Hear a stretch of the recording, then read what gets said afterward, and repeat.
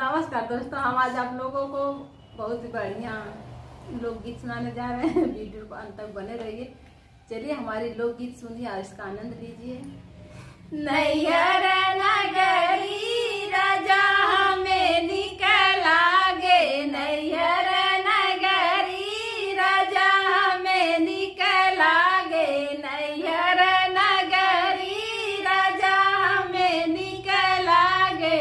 बाग निकला गे, बगीचा निकला गे, बाग निकला गे, बगीचा निकला गे। चलत डहरिया राजा बड़ा निकला गे, चलत डहरिया राजा बड़ा निकला गे। नैहर नगरी राजा बड़ा निकला गे, नैहर नगरी राजा बड़ा निकला गे।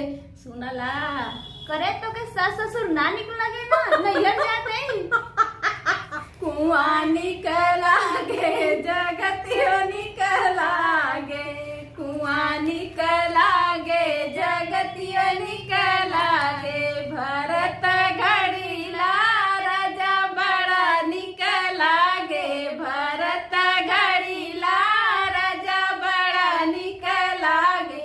नैहर नगरी राजा बड़ा निकला गे, नैहर नगरी राजा बड़ा निकला गे।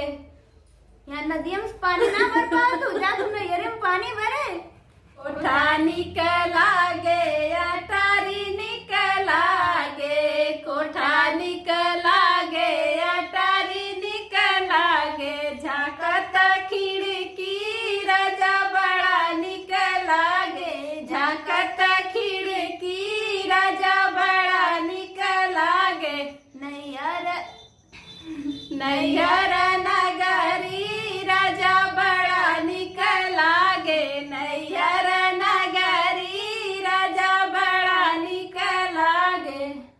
करे चढ़तलिया घर तो के ना निकला था, जाके दूसरे घर जागे। दोस्तों, आप लोगों को हमारा गाना कैसा लगा? फिर मिलेगा अगली गीत में, तब तक